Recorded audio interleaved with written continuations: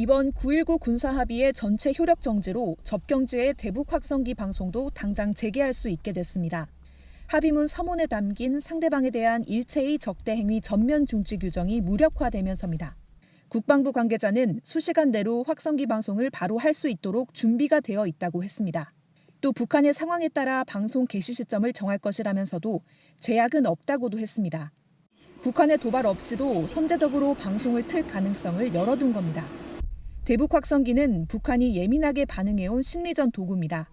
한국의 대중가요를 내보내거나 오빠? 춥다고. 알았어. 자, 우리 춥다고 새겨이러네. 대한민국 체제의 우월성을 선전하고 북한의 독재와 인권 유린을 비판하는 뉴스를 주로 틀어왔습니다.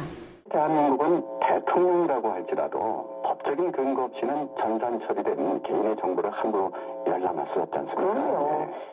20km 넘게 전파돼 최전방 북한 군인들은 물론 접경지 주민들에게도 내용이 생생하게 전달될 수 있었습니다.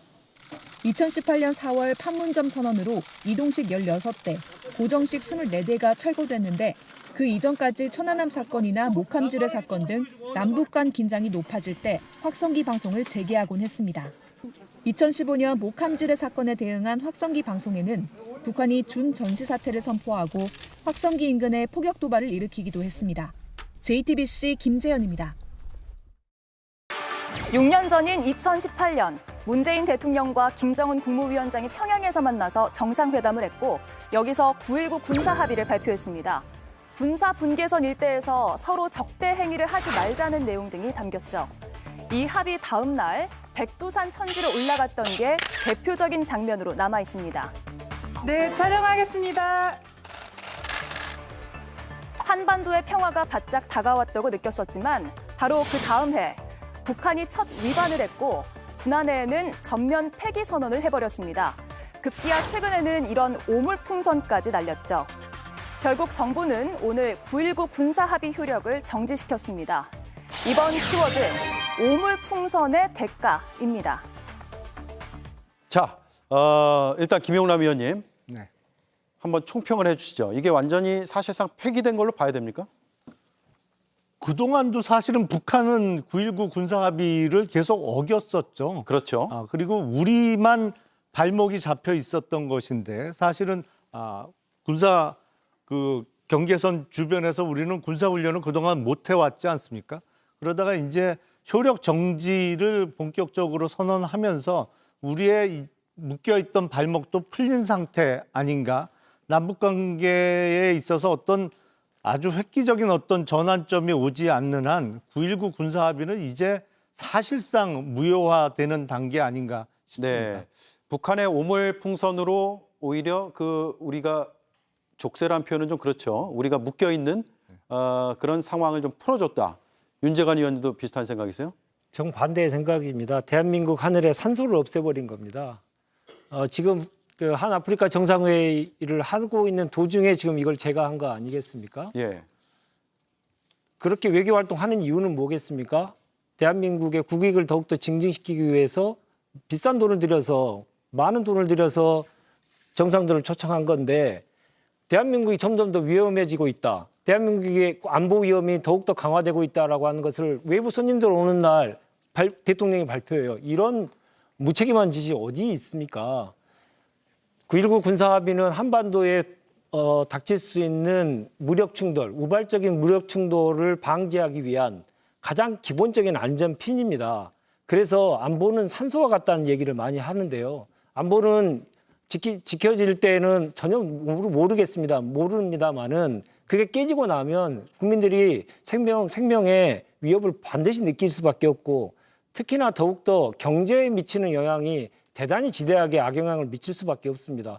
대한민국의 한반도 리스크가 계속 커지는데 어느 외국인 투자자가 대한민국을 더 많이 투자를 하겠습니까? 네. 지금의 경제 상황에서 우리나라 주식시장이 전 세계적으로 가장 죽쓰고 있는 나라로 손꼽히고 있는데 더욱더 많은 사람들이 미국으로 다른 나라로 투자를 하러 가는 것이지 대한민국에 누가 투자를 하겠습니까? 이렇게 전쟁의 위험이 커지는 나라예요. 그럼 북한이 깼지만 우리는 깨지 말았어야 된다. 이런 의견에 대해서는 어떤 입장이세요? 그러니까 그게 정상적인 의견이겠습니까? 그리고 북한이 계속 9.19 군사 합의를 유지하고 있고 지키고 있는데 우리가 폐기를 해버렸다면 그런 말씀을 하실 수도 있죠. 근데 북한은 이미 작년에 폐기 선언을 했잖아요. 그리고 그 전에도 늘 미사일 발사하고 그 DMZ에서 다시 무장을 하고 온갖 그 폐기하는 실질적인 행동을 보여왔거든요. 예. 그런데 우리가 9.19 군사 합의가 있다고 해서 지키자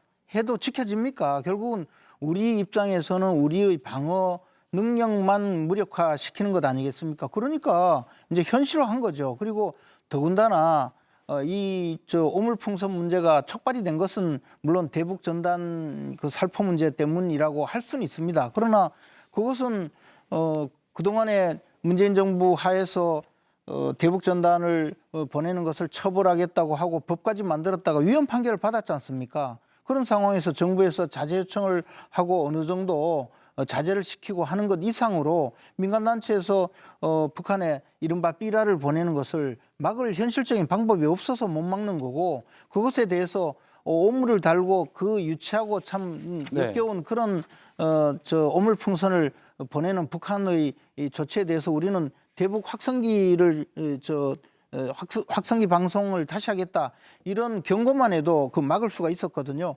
그것은 무엇이냐 하면 우리가 앞으로도 북한의 도발 행위에 그보다도 훨씬 더 강력한 방어 태세를 갖출 때만이 억지력이 있는 것이지 우리는 팔짱 끼고 있고 때리면 맞을 각오나 하고 있고 또는 가서 사정이나 하고 그렇게 해서 과연 우리의 그 방어 체계가 가동이 됩니까? 그런데도 불구하고 뭐 산소가 없어졌느니 우리는 평화를 지켜야 되는데 전쟁의 위험이 커졌느니 이런 소리만 계속 해가면 네. 굴종밖에 더 있겠습니까? 자, 김정희 의원님. 그런 상황을 남북 그런 상황을 관계에서 그냥 계속 이렇게 주장을 하면 결국은 김정은 정권의 요구에 그 복무하는 것밖에 안 되는 알겠습니다. 거죠. 김유정 의원님이 하실 말씀이 많으실 것 같아요. 제가 또 반론도 한번 하겠습니다. 네. 예. 그러니까 이제 한중일 정상회담 때 발사체가 이제 실패하면서 예. 굉장히 이제 본인들이 체면을 구겼죠. 그러고 나서 이제 오물풍선이 날아오기 시작합니다.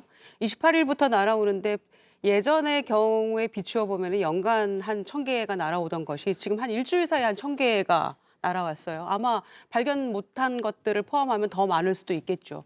그런데다가 뭐 SRBM 막 18발, 20발 가까이 막 쏴대고 GPS 교란 5일 동안 막 하고 있고 이제 이런 상황이 쭉 벌어지고 있기 때문에 우리도 뭔가 대응을 해야 되는 건 저는 맞다고 생각합니다. 네. 그런데 9.19 합의를 효력 정지하는 것이 이제 과연 최선인가 한번 생각을 해봐야 되고요. 그거는 우리가 이제 그 사실상 작년 11월에 북한이 폐기 선언함으로써 실질적으로는 유명무실화됐다고 해도 과언은 아닐 겁니다. 그런데도 우리가 뭔가 붙들고 있는 하나의 어떤 보루 같은 것이어야 하지 않을까라는 생각이 한편 있고요. 두 번째는 이제 직접적으로는 대북 전단 때문에 이제 이게 비롯됐다고 얘기를 하고 있잖아요. 김여정 부부장도 나와서 뭐 우리도 표현의 자유다 이렇게 얘기를 하고 있잖아요. 얼토당토 않은 얘기를 하고 굉장히 지저분한 방법으로 이제 저비용으로 우리에게 이제 상당한 충격을 준 것도 사실이죠. 실질적으로 뭐 자동차 유리 뭐 파손되고 여러 가지 피해가 나타난 것도 사실이고요.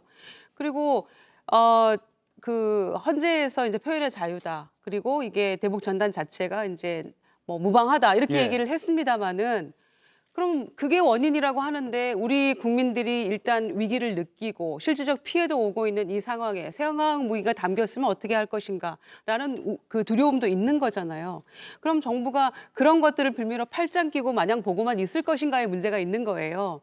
대북전단 그 살포하는 탈북 민간단체를 뭔가 설득을 하든지 뭔가 소통하면서 이 부분을 어떻게 풀어나갈지에 대해서 정부의 입장이 있어야 되는 건데 표현의 자유고 뭐 헌재에서도 위헌이 아니라고 하잖아 이렇게 얘기를 하니까 정부에서는 과연 이 강대강 국면에서 정부의 대북 정책은 무엇인지 서로 상호 신뢰를 회복할 수 있을 때까지 효력 정지라고 얘기를 했는데 그 상호 신뢰 회복이라는 것은 어느 시점에 어떤 방식으로 이루어질 수 있는 것인지 도대체 대북 정책은 있기는 한 것인지 여기에 대해서 이제 근본적인 문제 제기를 하고 싶고요. 정부도 뭔가 역할을 해야 된다라는 거죠.